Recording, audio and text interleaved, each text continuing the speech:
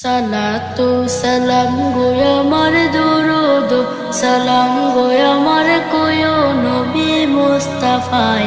তোমরা যদি যাও গো মদিনায়, তোমরা যদি যাও গো মদিনায়, মদিনা শরীফের মাটি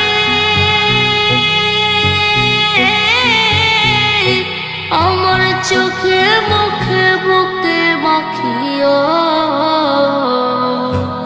এমন পবিত্র মাটি, এমন পবিত্র মাটি আমার নবীর রওজায়।